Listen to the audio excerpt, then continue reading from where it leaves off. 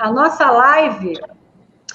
Estamos ao vivo no YouTube, no Facebook. Estamos, amigos, que hoje a gente vai tratar de um assunto muito importante, muito presente no consultório de todo nutricionista, com duas profissionais sensacionais, que é Roberta Carbonari, Patrícia França. Daqui a pouquinho eu vou apresentar elas com detalhes e chame os amigos para que a gente consiga ter uma interação bacana com vocês, um bate-papo. Estaremos também respondendo todas as perguntas que vocês poderão fazer ao vivo, tanto no YouTube do Rio Health Nutrition, quanto no nosso link, quanto no Hotmart, no nosso link do Facebook. Perfeito. Patrícia, oi. Se apresenta, você é farmacêutica, conta aí a sua história. Boa noite, eu sou Patrícia França, sou farmacêutica e bioquímica, também professora universitária, né? Conheço a Luciana e o Instituto Health Nutrition há bastante tempo, pelo curso de pós-graduação, né, de ortomolecular em especial. Hoje eu trabalho numa farmácia magistral, na parte de consultoria farmacêutica, junto aos prescritores, e também leciono em 3 universidades, sendo uma fora do Brasil, né, e justamente para a ortomolecular, que é uma das minhas grandes paixões. É a minha também. E, Patrícia, fala o nome da sua rede social que a gente vai colocar aqui, que vai passar aqui na nossa legenda também. O Instagram, né, que é onde eu uso mais, né, Lu, que é @Patrícia Felipe Franca, é minha mídia, é minha rede, também pode mandar mensagem pelo meu direct. O meu WhatsApp pessoal é 11 9806 3599, para qualquer dúvida, também, né, desenvolver de protocolos clínicos, que é uma expertise que eu aprendi justamente com a nutrição e com a medicina. É uma área que eu gosto muito de atuar, particularmente falando, que é o que eu mais faço hoje na minha vida prática. E Roberta, colega querida, se apresenta. Olá, um prazer estar aqui com vocês. Eu já estou quase parando aqui para anotar o WhatsApp dela, sabe? Eu vou deixar aqui colocar o WhatsApp, Patrícia. Por favor, fique à vontade.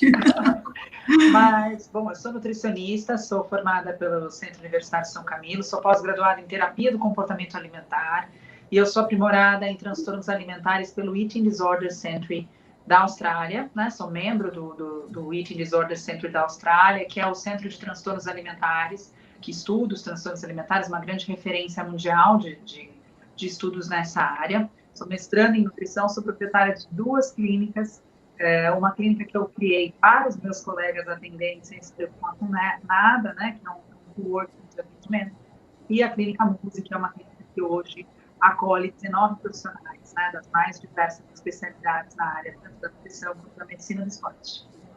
Bonito, bonito, bacana, parabéns. Além de toda a expertise delas, de cada uma na área delas, são mulheres de sucesso, são mulheres que empreendem, são mulheres fortes, né? É uma característica, enfim, de cara a gente vê muito profissional. A Roberta tem uma carreira muito bacana, inclusive uma carreira anterior, né? Traz para ela também esse know-how todo. A Patrícia também, as aulas da Patrícia são encantadoras, porque ela tem a prática da farmácia clínica, ela tem a experiência do magistral, que é uma grande dor, uma grande dúvida do nutricionista também. Então, ela traz muito valor a todas as nossas aulas, os nossos bate-papos, enfim. E aí, outro assunto é obesidade. A obesidade, a gente sabe que ela tem vários olhares. A gente tem o olhar comportamental, mas a gente tem também o sistêmico, né? O descompasso sistêmico. E a gente vai trabalhar exatamente todas essas áreas, tentando passar aqui para os nossos colegas como é que a gente faz, como é que eu faço no meu consultório, como é que você faz com um paciente XY, pensando nos aspectos que a gente tem. A regulação homeostática, a gente tem a regulação pelo sistema mesolímbico, né? Então, a gente tem uma regulação de liberação de dopamina, a gente tem toda uma orquestra de hormônios e neurotransmissores que são liberados a partir do que a gente come. Então, a gente tem uma verdadeira, uma gama muito grande de ações que precisam ser conhecidas pelos profissionais para que ele consiga fazer um trabalho, como eu chamo, redondo. Você vai em todas as áreas desse paciente. Então, vamos começar com o aspecto comportamental. Roberta, me fala, o paciente, o nutricionista se formou hoje, vamos lá. Aí eu estou no meu consultório, chegou o meu primeiro paciente obeso. Obeso, aquele que às vezes não dá nem para pesar na balança. Eu lembro que quando eu iniciei a carreira, eu fiz questão de comprar uma balança que pesa até 300 quilos, porque eu achava que eu ia atender muitas pessoas com mais de 150 quilos. A balança normal, ela vai até 150 quilos. Eu vou te falar, eu tive poucos pacientes que passaram de 150, mas foi muito reconfortante para mim poder pesar ele e não fazer uma estimativa do peso dele, como é comum acontecer. Então, esse paciente obeso, num grau patológico, ele chega no seu consultório. E aí o nutricionista recém-formado, ele está muito preocupado com contagem de caloria, com a distribuição dos macronutrientes, que eu não estou dizendo que não é importante, a gente sabe que isso é importante. Mas existe um aspecto do comportamento, né? Hoje a gente tem mais conhecimento dessa parte comportamental, do cognitivo, né? Das emoções, mas também existe, aí a Patrícia vai comentar depois, a parte de regulação bioquímica, endócrina, de neurotransmissores, do próprio intestino, da metabolização. Então, Roberta, começa falando desse paciente, obeso, patológico, chegou no seu consultório, quais são as estratégias que você vai adotar com esse paciente? Vamos lá. A primeira coisa que eu acho que é uma abordagem, né, da nutrição que olha essa parte toda comportamental desse paciente é entender que esse paciente é um paciente que vem muitas vezes de muitas consultas onde ele foi extremamente julgado, né? Pré-julgado, ele foi julgado, pré-julgado, ele foi subentendido muitas vezes pela própria aparência física e pelo que acredita-se que é o comportamento de um indivíduo com obesidade. Então, muitas vezes a pessoa acredita que por aquele paciente estar em obesidade, ele come de uma forma descontrolada, ele come de uma forma muito superior ao que uma outra pessoa sem obesidade comeria. E algumas vezes nós encontramos obesos, né, que passaram por tantos processos de ganho, perda e reganho de peso, que tem um metabolismo realmente que não precisa de muito alimento para que ele permaneça ganhando peso. Então, a primeira coisa que eu faço quando eu recebo paciente com obesidade na clínica é me despir de todo esse julgamento e esse olhar como se eu já entendesse como ele chegou até lá. Né? Eu preciso entender exatamente como ele chegou até lá.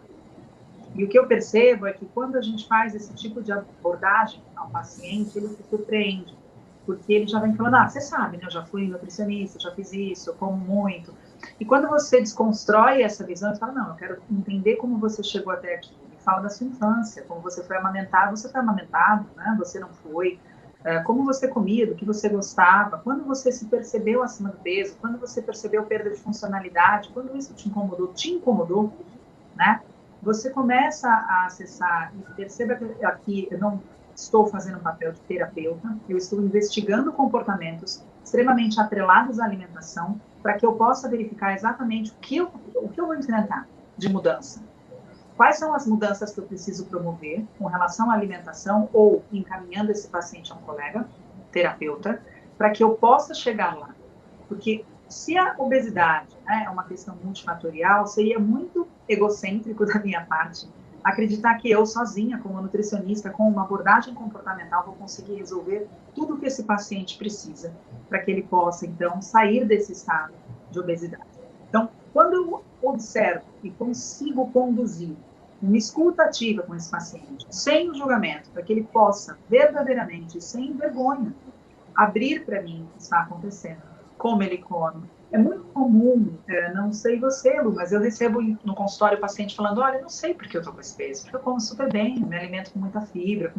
Mas muitas vezes você percebe que ele já está tentando se justificar, que ele já está tentando pedir desculpa, que ele já está tentando mostrar, olha, não adianta você me dar outra dieta, porque não vai funcionar. Eu já fiz muitas, né? Então, na abordagem comportamental, a gente começa com essa questão da escuta, para entender quais foram os momentos em que ele se percebeu, aonde tudo começou de verdade, né? Quantas vezes ele tentou, e nesse processo é muito importante a gente entender que a gente não consegue separar o alimento do ato de se alimentar, né? Então, ali eu pergunto, mas como você comia? Como você se alimentava? Eu atendi recentemente um paciente que falava assim para mim, então, sabe o que é? Não é que eu não consigo fazer a dieta, mas é que eu realmente prefiro os alimentos. E aí eu falei, não, tudo bem, vamos tentar trabalhar com os alimentos da sua preferência. Ele falou, mas nenhum que está na dieta. Né? Ele veio para mim com uma dieta. Então, assim, não prefere arroz, não prefere frango, não prefere nada do que tem ali, não seria possível. Mas quando eu faço esse histórico, quando eu faço a linha do tempo com o paciente, que é uma das primeiras abordagens, ele me diz uma coisa muito importante, que foi, bom, eu fui criado pelos meus pais e a minha avó. Meus pais trabalhavam no escritório em cima. A minha avó sempre foi muito importante na minha vida, cozinhava muito bem. Mas, sempre que a minha mãe e o meu pai queriam me obrigar a comer algo que eu não gostava, a minha avó preparava exatamente o que eu queria. Qual é a possibilidade deste paciente ter aprendido a lidar com a angústia de não ter exatamente o que ele quer, na quantidade que ele quer, do jeito que ele quer, né? Então, existe um traço aí de comportamento que eu vou precisar de uma colega, muito provavelmente psicóloga, para me ajudar a conduzir, porque ele vai precisar lidar com a angústia para alterar esses hábitos, né? E se ele tem um peso exacerbado, será que apenas com uma dieta ou com uma prescrição dietética, com uma orientação nutricional, seria possível ele conseguir atender? Quando eu falo, por exemplo, eu quero que você escute os seus sinais de saciedade e de fome. Será que os sinais de saciedade e de fome desse indivíduo estão normalizados? Né? Obviamente, pode ser que haja momentos em que ele realmente tenha... Não, obviamente, provavelmente não. Ele está com a sinalização dele toda alterada. A gente sabe que existe um metabolismo que está alterado, né? Então, muito provável, os sinais de saciedade e fome estejam alterados também. Mas perceba que simplesmente ignorar a necessidade dele voltar a ouvir esses sinais também é falha. Também é uma grande falha. Porque eu também recebo pacientes que emagreceram e vão para o consultório e falam assim, eu não vim aqui emagrecer. Eu vim aqui para você me ensinar a comer, porque eu sempre segui um papel, eu não sei o que eu faço. Se eu não tiver um papel, eu não sei comer. Isso aí, também está errado, né? Me fala o seguinte, quais os pontos que você acha importante a escuta ativa, entender, né, aonde começa, saber ter uma equipe multidisciplinar, isso é muito importante também. Mas quais seriam quais as áreas que você acha que o nutricionista precisa estudar mais para ter capacidade de atender um paciente complexo? Porque o obeso, ele não traz só o peso com ele. Exato. Ele traz uma experiência de vida repleta de frustrações, de angústias. Muitas vezes existem questões afetivas, e quem vai tratar isso é o psicólogo, com certeza, psicanalista, enfim. Porque são questões, muitas vezes, que vêm da fase oral, na amamentação. Aquela mãe que amamenta o filho, e que alguém, a avó, ou a mãe, ou a sogra, quem for, fala que ele está com fome ainda, e elas complementam com leite. Vamos pensar a nível de sinalização, Patrícia. Aquela criança provavelmente estava satisfeita, aquele bebê, aí por ansiedade das pessoas à volta, colocam uma mamadeira extra para aquela criança, é muito comum. Sim. Como fica a questão da distensão gástrica? Entende que ele começa a ter um desvio completo da sinalização dele já desde aquela tenra infância, ou então a recompensa que a gente conhece. Eu lembro que eu ia tomar injeção e dava pirulito do pediatra. Eu lembro que eu ficava doente, minha mãe fazia as comidas mais maravilhosas do mundo para mim. Então, a gente aprende a buscar recompensa. E eu venho estudando sistemas de recompensa, Patrícia, já há um tempo, e o que eu descobri? É que a gente também faz resistência à liberação da dopamina E dopamina também. Leptina também, mas também a gente passa a precisar de mais daquela substância, é o mesmo mecanismo do adicto. Você passa a necessitar de mais, se eu como mais, se é o pão que eu quero, seja qual for o carboidrato, é o doce, o que for, eu passo também a precisar de mais para ter a mesma liberação.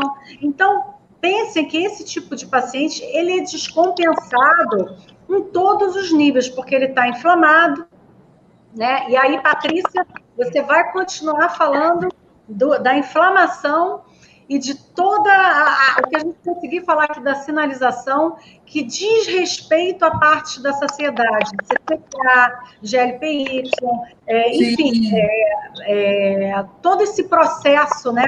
A própria leptina, a sinalização da insulina, leptina, tudo isso que também é importante, porque, Roberta, quando a gente... eu penso assim, acho que o profissional ele tem que ser completo. Não funciona, eu concordo com você, Lu, eu não acho que funcione só uma coisa. Eu não acho que o profissional, por exemplo, quando eu falo que eu trabalho com uma abordagem comportamental, me perguntam, você é nutricionista comportamental? E eu respondo, e você não é? Que pessoa consegue acessar um paciente sem acessar o comportamento, né? Agora, isso não quer dizer que eu não tenha que fazer... Isso não quer dizer que eu não tenha que fazer cálculo dietético, isso não quer dizer que eu não tenha que montar esse recordatório alimentar e saber quanto ele gasta, quanto ele come. Isso não quer dizer que eu tenha que orientar a alimentação, que eu possa fazer uma prescrição. A única coisa é que uma coisa não precisa excluir a outra. Quando eu consigo trabalhar com as duas, eu vou mais além com esse paciente, né? Eu preciso do fator o que está alterado, como eu posso melhorar essa alteração e de que forma. É aí que eu entro com uma abordagem comportamental. Ter ferramentas, né? A prática da teoria cognitiva comportamental, ferramentas de comunicação, ferramentas que possam ajudar esse paciente a ter adesão a pequenas metas que vão ser propostas ali ao longo do tempo, para que ele possa ir, aos poucos, mudando esse metabolismo que está completamente alterado. E essa é a grande riqueza, porque é o seguinte, você precisa realmente ter essa visão que você tem, que é uma visão sistêmica, 360 graus desse paciente, para conseguir fazer todos os cálculos no quais somos preparados para isso, e ainda conseguir ter uma abordagem afetuosa, um olhar diferenciado. E esse é o grande, assim... Esse é um trabalho certo, vamos dizer assim. É assim que você tem que atender todos os seus pacientes, né? Com essa visão ampla, com esse olhar completamente em todos os pontos e com a inteligência da experiência também. Você, conforme você vai atendendo muito desse paciente, você vai entendendo quais são as dores dele, aonde que você consegue ir modificando, enfim. Esse é o verdadeiro trabalho da nutrição. Nutrição é isso, a gente trabalha com várias ciências. E, Patrícia, e esse paciente aí, que a gente já está trabalhando a parte comportamental dele, como que a gente consegue equilibrar esse organismo altamente inflamado? Primeiramente, é muito bacana, né, ouvir que hoje realmente já está dentro do contexto esse conceito da psicologia, né? A obesidade, mais recentemente, eu venho me dedicando muito mais ao GLP-1, que é um foco que eu comecei a querer entender um pouco mais por conta do liraglutida, né? A obesidade é uma coisa tão multifatorial que eu venho de uma família de obesos mórbidos. E eu não tive, né, eu optei, né, eu falo que eu optei porque é uma opção você não querer chegar nesse nível. E aí, como a Roberta falou muito bem, eu vejo que o sucesso hoje, né, meus irmãos fizeram todos bariátricos, tá? E cada um realmente tinha um gatilho emocional, tá? Em um momento da vida que justificou esse ganho e essa compensação pela busca da comida como uma grande recompensa para alguns distúrbios emocionais. Eu sempre digo que quando a gente tem um eixo HPA muito ruim, e aí nós vamos pensar em serotonina, dopamina, noradrenalina e melatonina, que as pessoas esquecem bastante. É verdade. E a gente não pode esquecer que o excesso de cortisol é contra-regulatório ao sistema imunológico, que vai atuar no nosso intestino e desequilibrar as interleucinas 10 e 22, que 22 está muito relacionado ao processo da obesidade, você já tem toda essa cascata atrapalhada. Então, não adianta você olhar um único foco, né? Então, hoje, a gente fala bastante aí dos análogos do GLP-1. Ok, bacana, super, eu acho interessante para um início, mas e depois esse paciente platô? Como é que você vai pensar em melhorar? Você está dando um tiro no alvo, você não está olhando as causas iniciais e por que ele chegou naquele nível. Né? Então, quando a gente começa a pensar nesse eixo hipotálamo, hipófise, né, adrenal, eu tenho que pensar nos neurotransmissores, nos neuropeptídeos. Aí nós temos grelina, que é alterada pelo sono. Nunca se falou tanto em higiene de sono, e hoje eu vejo que isso é muito interessante, sim. E não adianta você não querer controlar isso. Exatamente. Então, as pessoas falam, mas eu me recomponho com 3 horas. Não vai se recompor com 3 horas, porque o seu ciclo circadiano começa às 7 da manhã e para às 10 da noite. Então, não adianta você querer recompor, e isso está ficando cada vez mais claro pela ciência. Então, eu falo assim, primeira coisa é arrumar a casa. É você eliminar os cianoexógenos que está dentro de você pela sua má dieta e essa vida ocidental que todo mundo vive.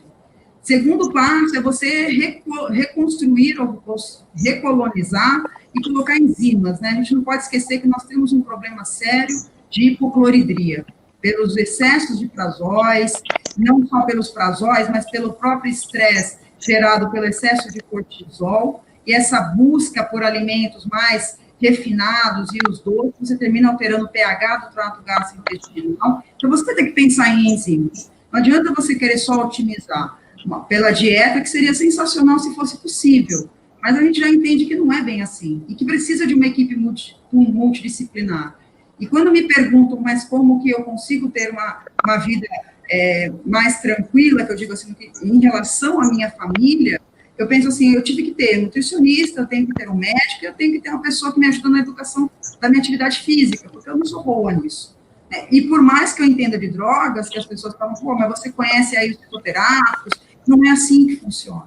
Eu tenho que ter um equilíbrio desse eixo muito bem claro, inclusive dopamina, que é algo que eu tinha, na verdade, uma deficiência importante, e eu buscava carboidrato sempre como uma recompensa à tarde, porque a maioria das pessoas fazem isso mesmo, e eu tive que modular isso. Você vai entrar com nutracêutico, você vai entrar com fitoterápico, ou até droga sintética. Eu não sou contra os sintéticos quando o paciente busca um médico, mas eu sempre sinalizo, você vai precisar de um nutricionista. Você precisa de uma dieta que atenda a sua necessidade fisiológica e que respeite o seu ciclo circadiano. Porque senão a droga, ela vai ser sempre um rojão estourando numa região. E aí, aliás, as injeçõezinhas, elas estão, garotada está toda tomando, né? Está todo mundo tomando injeçãozinha. Tá. Eu tenho Depois pessoas, que ela saiu aí como droga para obesidade.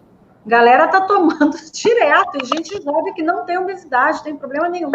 Eu não sei até que ponto. Quais são os riscos, Patrícia, dessa. Olha, o Saxenda, eu sou uma pessoa que eu gosto da proposta do GLP-1, da proposta dele. Sim. Porque se a gente for pensar, em 1900, mais de uma década já era falado dele, ele faz um controle enteropancreático interessantíssimo, porque ele faz um controle glicoinsulinêmico, né? Uhum. Ele termina fazendo isso, além de retardar o esvaziamento gástrico via CCK, né, que é a colecistoquinina. E isso eu acho só se fazer uma pautinha, a gente consegue fazer isso também raciocinando com a alimentação. Sim, totalmente. A gente consegue fazer um retardo do esvaziamento gástrico com a comida também. Isso aí. E os profissionais que eu trabalho, né, diretamente com os GLP-1, a gente tem, a cúrcuma é um nutracêutico, né, um alimento funcional, que você também modula muito GLP-1. Não existe uma substância, ou seja, um nutracêutico tão eficiente para GLP-1 quanto L e berberina. São os que a gente mais estuda, e a cúrcuma é disparada uma das melhores, até porque ela também vai controlar o processo inflamatório, né? E quando eu trabalho com esses médicos, o que eles fazem? Eles entram com o Saxenda para dar aquele start para o paciente, e aí, paralelamente a isso, eles já estão com a nutricionista fazendo justamente isso, trabalhando os alimentos que vão fazer o controle glicoinsulinêmico, resistência insulínica, diminuindo a ingesta alimentar. Vocês têm realmente a fonte de fibras, o mix de fibras, de uma maneira geral, ele é sensacional para isso mesmo, né? Vocês têm fontes diretas de dopamina, de serotonina, que vocês mesmos indicam para a gente como uma alternativa à busca de refinados. Eu, pelo menos, minha nutricionista passa bastante coisa para mim, me segurar em alguns momentos de pico.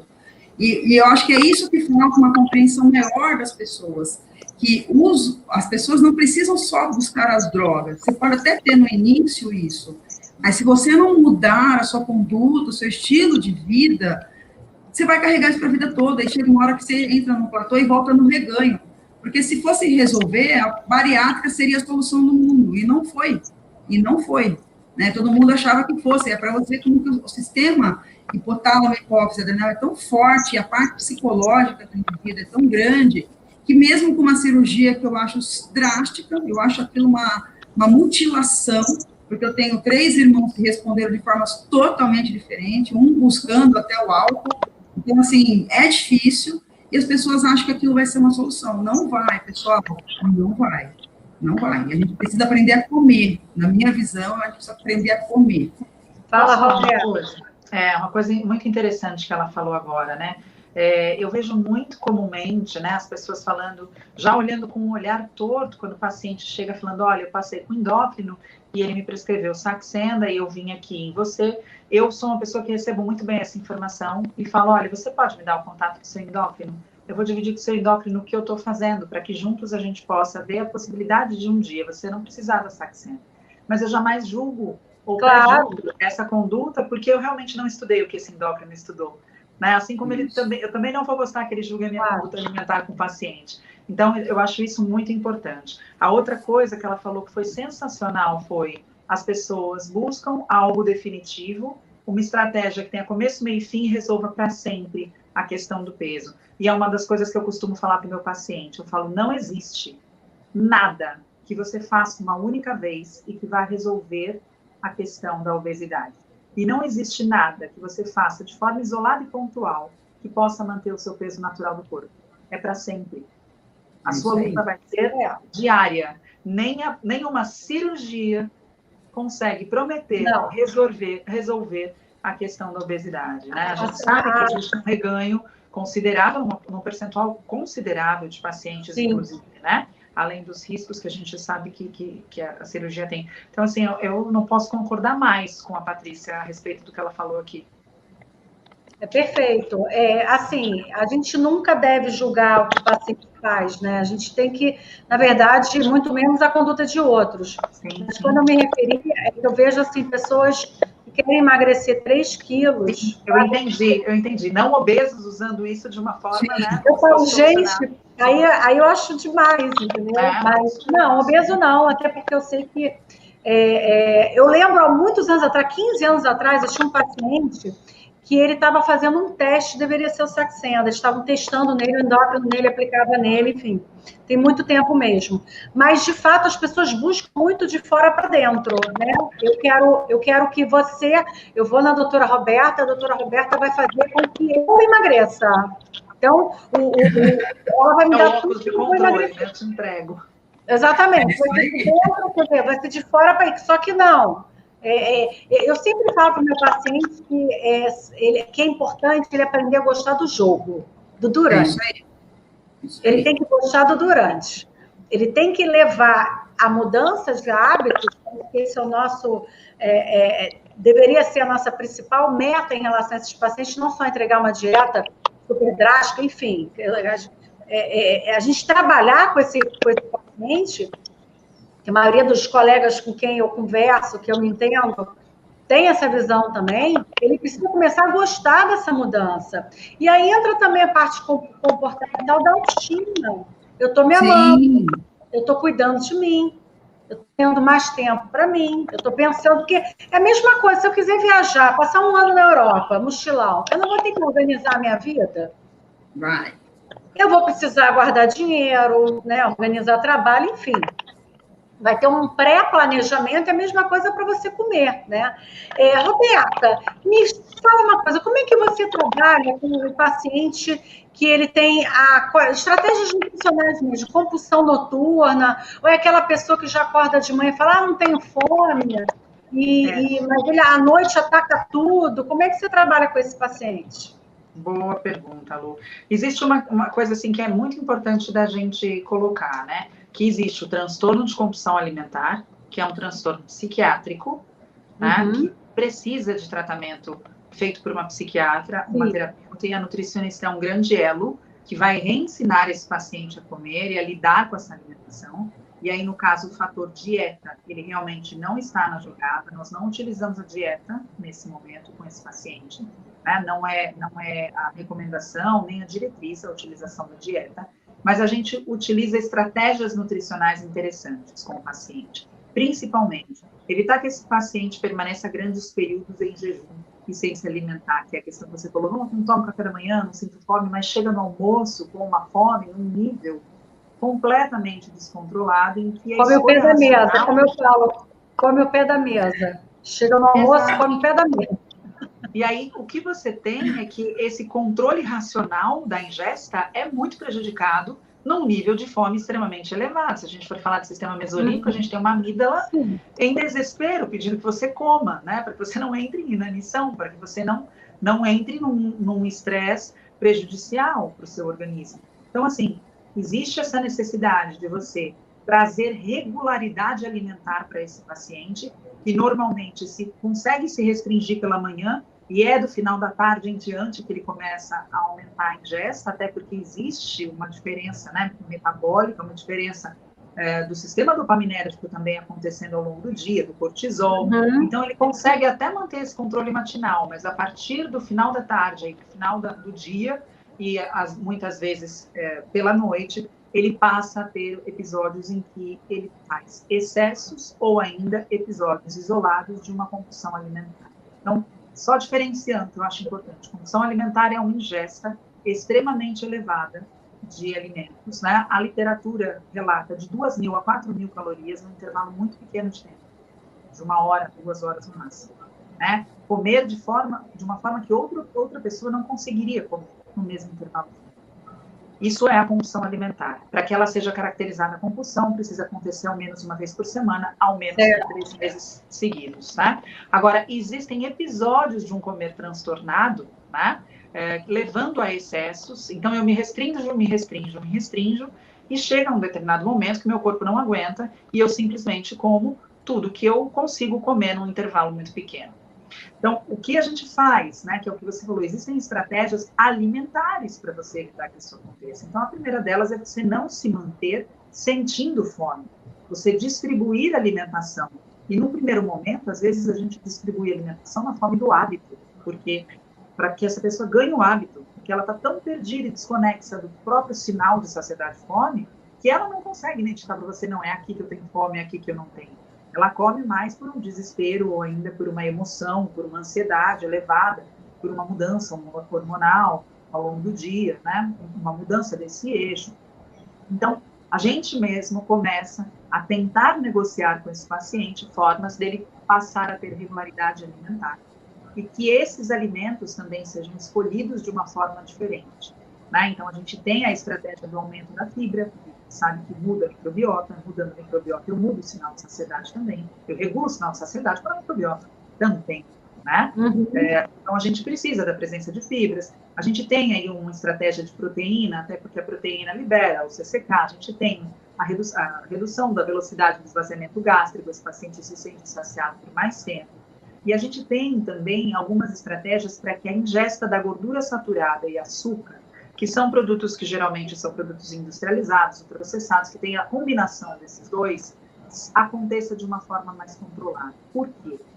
Os estudos recentes nessa área, eles falam que esses alimentos, que são os hipersabores, hiperpalatáveis, hipercremosos, eles trazem algo muito difícil para esse paciente que não consegue controlar a ingesta alimentar e que passa por episódios de excesso, né? Que é, você come esses alimentos e o seu querer e o seu gostar não se altera. Normalmente, vamos supor, eu gosto de brigadeiro e eu quero brigadeiro, mas depois que eu como brigadeiro, eu permaneço gostando, mas não quero tanto mais do que eu comi.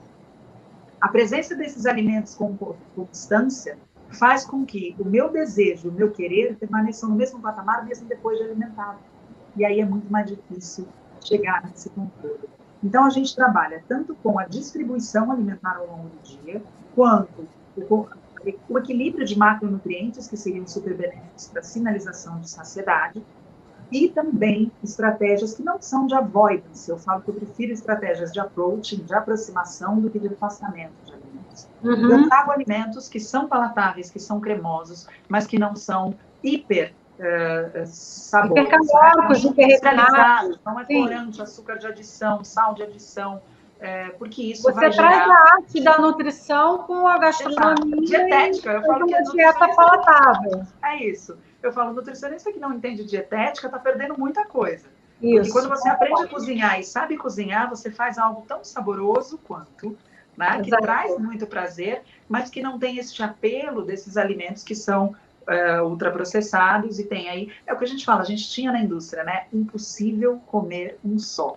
Sim. A gente sabe que existe um estudo de sabores, de junções. Você não vai comer um só mesmo. É isso, as junções que vão fazer com que você não pare.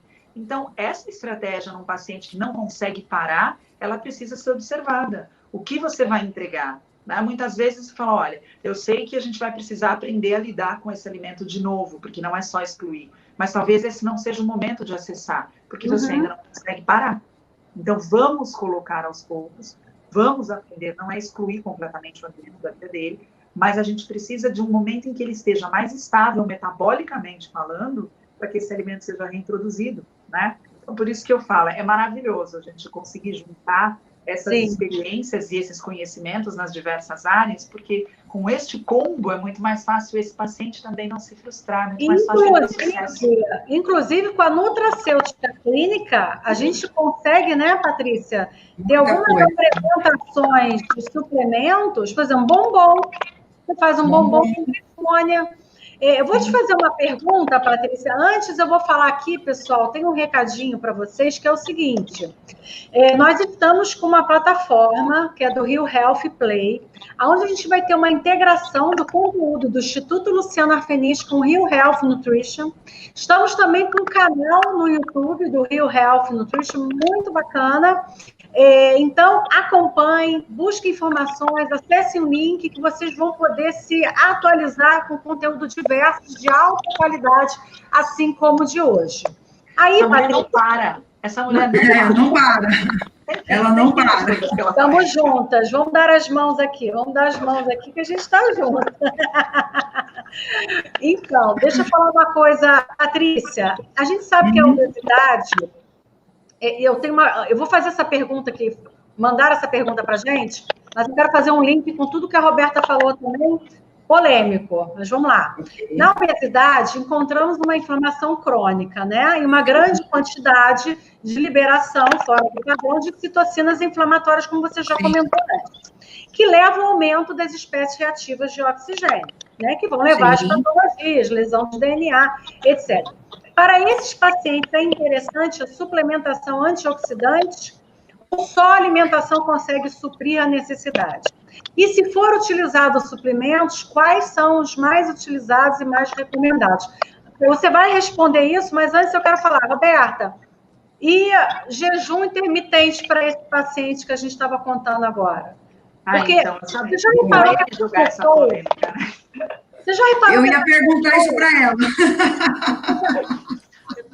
Todas essas modas, essa galera que tem uma compulsão, cada hora eles escolhem alguma coisa, ou vai ser cetogênica, ou vai ser o jejum, eles fazem tudo. Eu vou contar um caso assim, muito rapidinho, depois você vai responder. Tá? Tive uma paciente que chegou para mim na outra semana, juro que eu ria, eu me divirto. Ela está fora do peso, sobrepeso, tudo alterado, enfim, ela veio indicada por um cardiologista. Aí ela me falou, não, doutora, eu só como coisas boas. Falei, tá bom, vamos lá, vamos ao recordatório. Gente, tudo que era saudável, ela comia ao mesmo tempo no café da manhã. Então, ela tomava suco verde, ela comia tapioca, ela tinha um negócio de mix de várias sementes ao mesmo tempo, umas 4 frutas, tudo ao mesmo... E aquele café com manteiga e não sei o que, uma mistura. Tudo junto.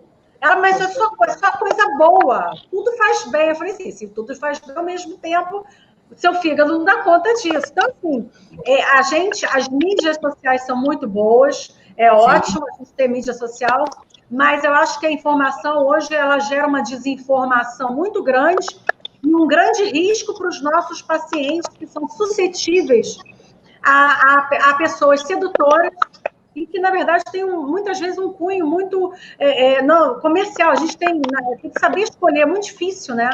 Então, só para você responder, como é que esse tipo de paciente, como é que você vê um jejum para essa pessoa?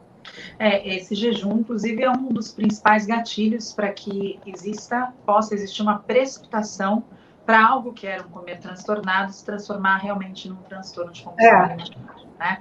A gente sabe que, por mais que eu fale, um excesso não é uma compulsão, mas não é que eu vou falar, deixa para lá, não é uma compulsão. Eu preciso começar a observar, né, como isso está progredindo. E essa restrição e esse jejum é um gatilho observado, cientificamente comprovado, para episódios de compulsão alimentar intensos. Então, quando me perguntam o que você acha do jejum intermitente, o que você acha da cetogênica, o que você acha do low carb, eu falo, para quem? Nada, eu preciso saber para quem.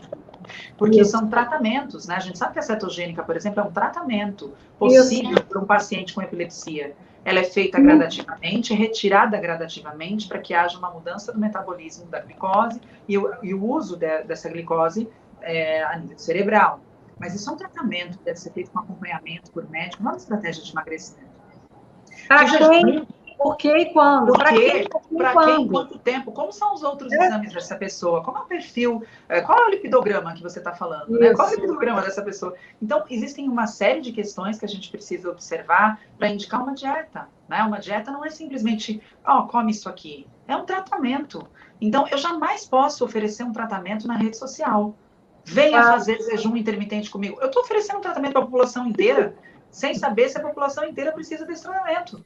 Né? Não tem, para mim, isso não faz sentido. Eu não sou contra e a favor nenhuma dieta, porque eu não sei em que contexto ela está sendo utilizada. O que eu sou completamente desfavorável é a ausência de responsabilidade em levantar uma bandeira como se ela funcionasse para todo e qualquer indivíduo. Você não sabe com quem você está falando aqui nesse meio. Eu sou a favor daquilo que vai ser bom para o meu paciente. Eu sou a favor do raciocínio clínico, do qual eu estudo há tantos anos, de fazer uma linha, um horizonte clínico para esse paciente. É disso que eu sou a favor, da total individualidade, podendo vir até eu aplicar um jejum se for bom para aquela pessoa. Você sabe que recentemente eu palestrei sobre qual é a melhor dieta para as pessoas, né? E eu finalizo, depois de, obviamente, explicar muitos artigos que se prontificaram a responder isso, né? Eu finalizo dizendo que a melhor dieta é a que existe. A que existe. Porque ela é muito boa enquanto ela existe. E a questão é, quanto tempo essa pessoa vai conseguir viver dessa forma? O quanto isso vai trazer de benefício na vida dessa pessoa? Dá para fazer isso para sempre? Se der para fazer isso para sempre, naquela vida daquele indivíduo... É para sempre. Porque dieta não é uma coisa que tem prazo para acabar. Dieta do grego, né? É um estilo de vida. Então, eu preciso colocar algo que eu não preciso tirar, porque senão eu só vou fazer um efeito que está todo mundo acostumado no consultório, que emagrece, ganha tudo de novo e vem procurar outra saída. Patrícia, vamos falar dos radicais livres, das citocinas inflamatórias. Vamos falar desse paciente que eu peso, liberando um monte de substâncias, e como é que a gente modula isso? Vamos modular essa inflamação, que é importante para emagrecimento, né? Conta aí. Bastante. Eu uso sempre um raciocínio, né? Curta e comente, só um segundo, curta e comente, façam comentários, façam perguntas, e a gente, essa aqui já é uma pergunta que ela vai responder. Eu sempre digo assim, o estresse oxidativo gerado pelo próprio fato da gente estar, né, em condições não favoráveis, vai fazer com que você leve à formação de espécies reativas. A própria formação de lipopolissacárides, o excesso de gordura, os ácidos graxos livres em excesso ali, boiando, ele vai sinalizar, né? Não é só o intestino, o sistema hepático. Então, quem vai fazer essa sinalização de esteatose ou de gordura no fígado, que hoje é uma realidade cada vez maior, que a gente percebe, é esse excesso de ácidos graxos. Então, precisar de antioxidante, você vai precisar.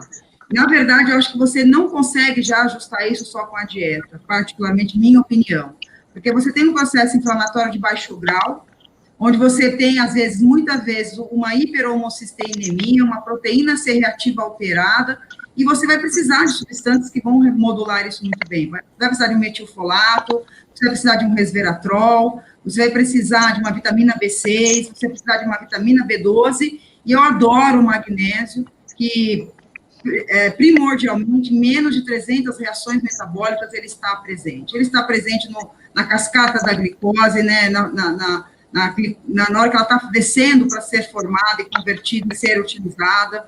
É importante para o nosso sistema de resistência ou não à insulina, para melhorar esses receptores que são sensíveis a ela.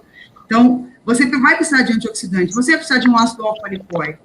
Se você está querendo emagrecer, você precisa de biogênese mitocondrial. E quem atua na biogênese mitocondrial ativando proteína desacopladora tipo UCP1, basicamente, vamos pensar nela? É N-acetil L-carnitina, é vitamina B3, é a coenzima Q10. Então, não tem como você não tentar entrar com antioxidante. Por mais que você coloque a fruta ali, pelo menos com os profissionais que eu trabalho, alguns realmente fazem o detox e outros já entram com antioxidantes, porque a gente tem uma deficiência pelo estresse que a gente perde bastante, e não só isso, a qualidade da nossa dieta mudou muito, porque o solo mudou bastante, a gente percebe o número de agrotóxicos, agora mais de 200 liberados pelo nosso governo, né, tá entrando aí novamente, então nós temos essa cascata toda alterada. Por mais que a pessoa faça uma ingesta saudável que eu quero dizer dentro da normalidade, mas não é orgânica, você vai vir com substâncias tóxicas que você vai ter que fazer a eliminação, né? Então, não tem como você pensar em fazer um manejo da obesidade sem diminuir o processo de estresse oxidativo que a célula sofre. Então, eu sempre digo assim, tem que pensar no sistema de tampão antioxidante, sim, glutationa, superóxido dismutase, que são os nossos tampões básicos para que a nossa mitocôndria e a nossa célula continue girando e gerando fontes de energia para que as outras partes também executem as suas funções a contento. Então, antioxidante, sim, eu acredito que sim, é importante entrar sim, e até mesmo para preservar esse sistema hepático que está super sobrecarregado, e aí a gente tem que pensar em fase 1 e fase 2 de uma forma bem carinhosa, e não esquecer de uma fase 3, que se você não tiver uma fase 3 muito boa, as outras duas se sobrecarregam e ficam lá, né, querendo fazer atividade e não conseguem. Né? E, Patrícia, me fala uma coisa, como é que a gente consegue modular neurotransmissores? A gente sabe que as pessoas que têm, não vamos falar em compulsão, comem mais carboidratos, gorduras, inclusive, eu estava lendo que alimentos muito gordurosos, muito palatáveis, sorvetes, pizza, etc., estimulam muito o sistema de recompensa, a liberação de dopamina. Sim, e que esse tipo de alimento, o que acontece? A gente cria como se fosse uma expectativa. Antes de eu comer o alimento, eu cheguei na minha sorveteria preferida, ou na pizzaria preferida, eu vejo a foto aqui de uma pizza com queijo puxando, a gente já começa a ficar com a água na boca, se é o alimento. Então, você já tem, é muito interessante esse raciocínio, que eles falam o seguinte, que a gente já tem a cultura, você já aprendeu que aquele alimento te dá prazer, você sabe exatamente qual é a sensação que você vai experimentar quando você vai comer ele, né? E depois que você come ele, você tem a liberação da dopamina, que é o ápice, né? Da sensação de prazer. Obviamente, eu li que no paciente obeso, a gente passa a ter uma resistência também desse mecanismo, assim como a resistência à leptina e a resistência à insulina. Olha a loucura. E a dopamina também, né? Também. Então, assim, você acaba tendo o circuito da saciedade, da fome da saciedade, completamente adulterado. Porque pelo hábito da pessoa, não é a pessoa que passa o dia inteiro com o estômago lotado, cheio. Né? Como é que ela tem a grelina, ela vai ser mais estimulada com o estômago vazio. né? Sim, por exemplo. Sim. Então, essa pessoa fica completamente descompensada, a insulina também não está ativando corretamente. Então, assim, quais são os suplementos e fitoterápicos que você acha, assim, importante para a modulação de serotonina, dopamina, e vamos botar um GABAzinho aí também, tirar um pouco da ansiedade. Vamos misturar os três. Vamos. Para modular a serotonina, eu sugiro sempre o velho e bom Agrifolia simplicifolia, tá? Gosto muito dela. Tem o Zembrim, que eu também gosto bastante, porque ele sublingual, né, na forma de estribo. Como é que escreve esse último que você falou? Deixa eu colocar aqui para vocês. Vou escrever no chat. A gente tem chat interno. A gente pode escrever. Então, o Zembrim, ele atua no receptor de 5-hidroxitriptamina 1 e 3. Então, eu gosto bastante dele, porque ele termina tendo um efeito serotoninérgico bem interessante. E ele pode ser feito sublingual ou no bombom, que é onde eu tenho mais resposta, né, para ser mais sincera. A gente fez em bombom, justamente para fazer uma recompensa dessas pessoas que buscam, às vezes, o doce, né, para poder ter o processo de compulsão lá, não gatilhá-lo. E é interessante você ter falado isso, que a percepção da pessoa é interessante, que quando a gente faz na forma de bombom, e como é cacau 70, a pessoa tem a ideia daquele chocolate docinho. E aí eu falo para os prescritores assim, quando você for dar uma forma farmacêutica diferente, você fala, vou te prescrever um bombom. O que você pensa? Um bombom maravilhoso, uma delícia, super doce. Quando você fala ao paciente assim, olha, é um bombom medicamentoso, ele tem um gosto meio amargo, cacau 70, a pessoa já muda o raciocínio, a percepção visual dela, e automaticamente ela fica mais assertiva, né? Ou seja, ela aceita melhor a prescrição. Porque senão ela vai sempre com aquele raciocínio, um shake, que ela vai pensar um shake cheio de espuma, super doce e palatável, e não é bem assim que funciona, né?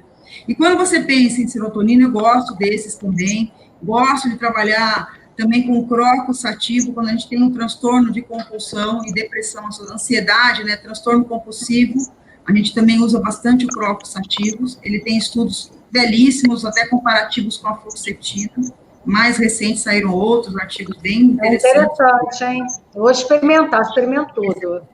E pensando em dopamina... Olha, eu sou hipocondríaca. Eu também testo tudo. Eu quero saber como é que é. Eu não prescrevo nada para meus pacientes que eu não tenha experimentado, a não ser alguma coisa que eu tenha alergia. Mas eu provo tudo. Deixa eu testar essa fórmula, tudo. A dopamina, você falou realmente, nós temos dois tipos, a D1 e a D2. E quem modula muito bem os receptores de dopamina é a fenilalanina, a mucuna. Ela é sensacional para isso. A fenilalanina, ela retarda o esvaziamento gástrico, ela tem a capacidade de atuar na CCK. Se você associar a fenilalanina com aquele produto que se chama Slendesta, que é inibidor da proteína 2, ele faz o mesmo efeito de retardo de esvaziamento gástrico, né? Gosto dessa boa associação. E pensando em GABA, a teanina é soberana, a rhodiola, o felodendron com a magnólia, é sensacional. Tem um produto... Patrícia, a gente vai precisar escrever esse protocolo aqui para passar para a galera, o povo vai querer. Não, eu mando para você, tem umas formulações... Fábrica de fórmulas, vou ter que... Olha, vamos criar um Instagram, Fábrica de Fórmulas. Patrícia. Vamos, bora criar. Olha aí, Fábrica de Fórmulas, salva aí, André.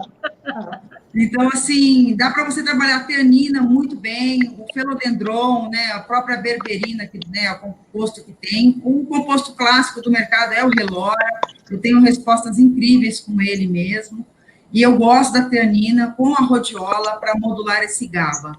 Porque a rhodiola, ela modula, né, um pouco só do GABA, modula a dopamina como ninguém, mas ela precisa de alguém que faz isso também. Então, você pode associar a rhodiola e mucuna, sensacional, vai aumentar a ação dopaminérgica dela.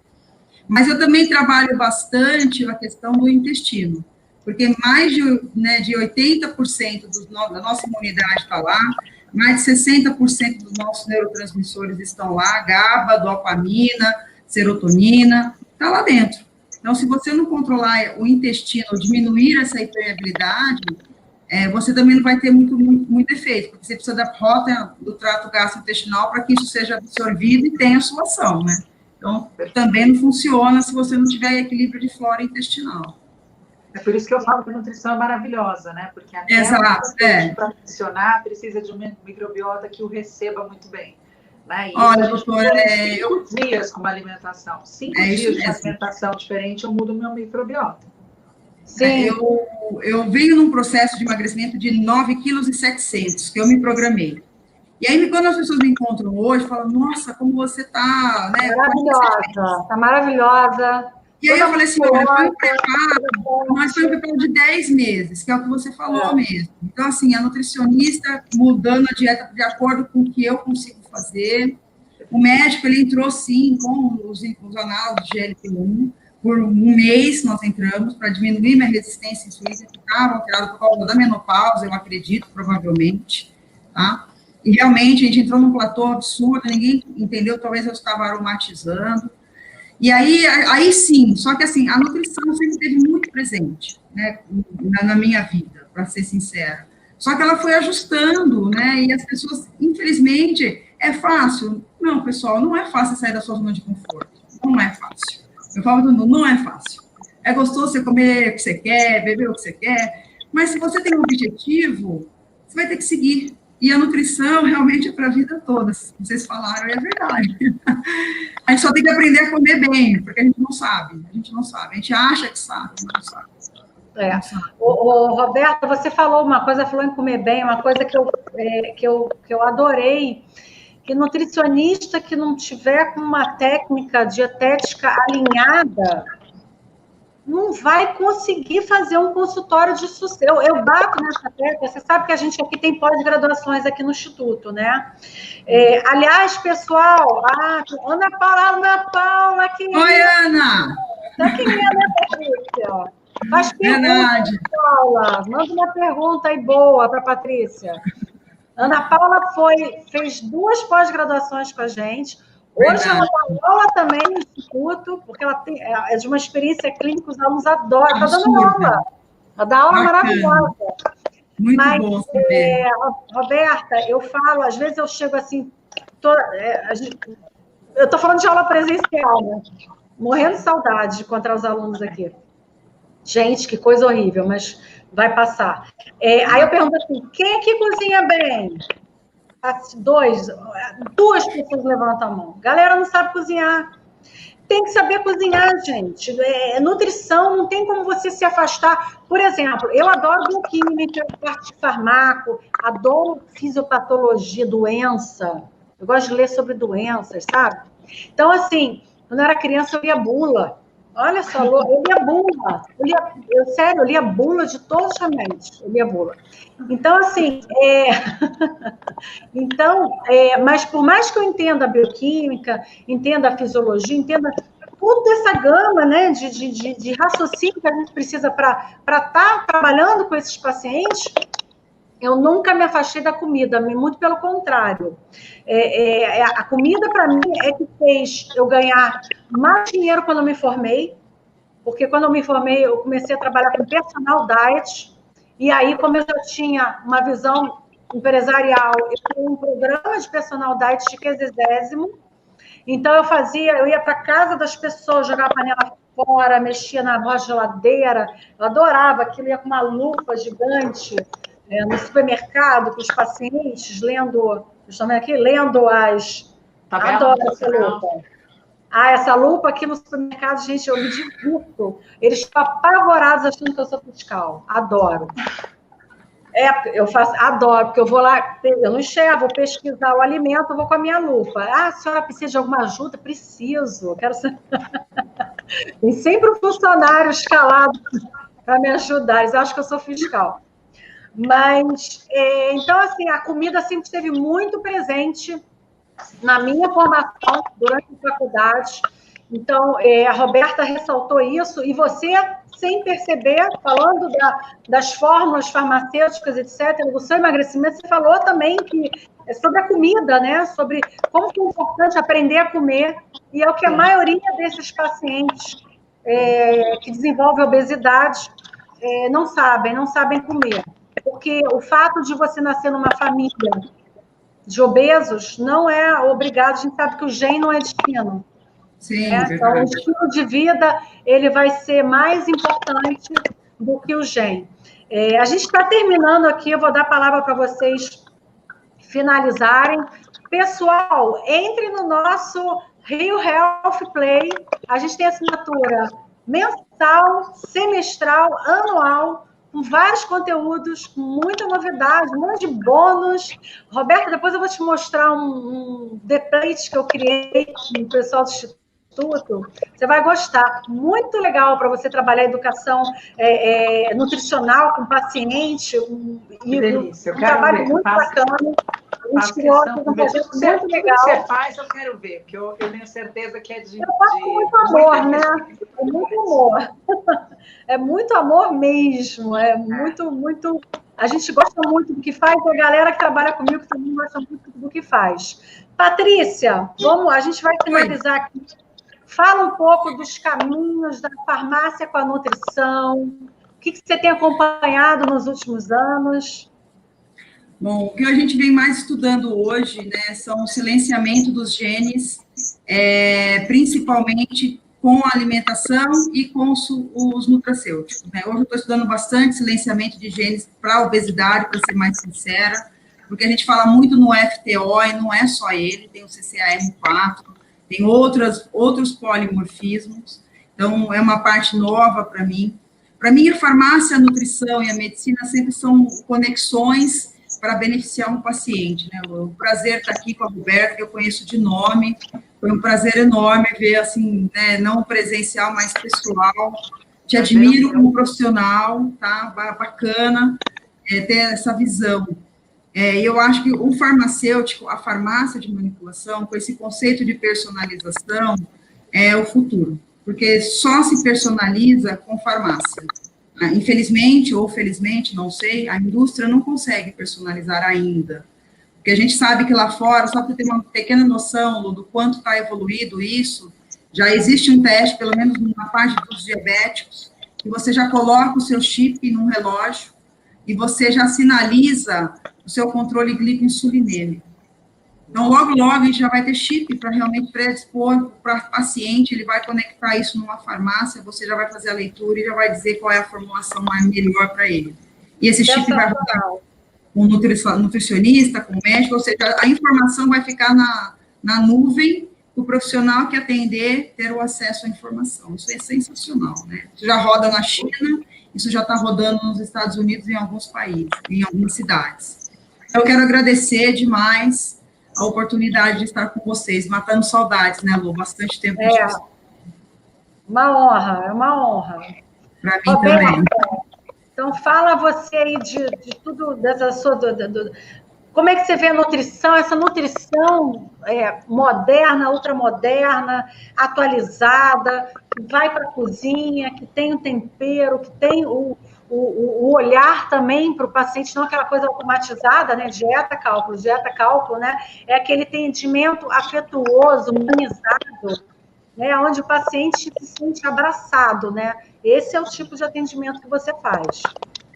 Lu, eu acho que hoje, né, eu estava até assistindo um TED de Harvard, que estava falando com um professor de Harvard que falou o seguinte, ele disse, muito em breve, milhares de profissões vão ser eximadas no mundo, né? E muitas profissões não vão precisar realmente de um ser humano para acontecer. Agora, a grande questão a maioria das profissões que vai crescer e as mais necessárias são aquelas que dependem do comportamento humano, de um humano se comportar como um humano, porque o robô ele aprende cálculo, o robô aprende técnica, o robô aprende tudo, vai ter uma nuvem, vai ter tudo desse ser humano, né?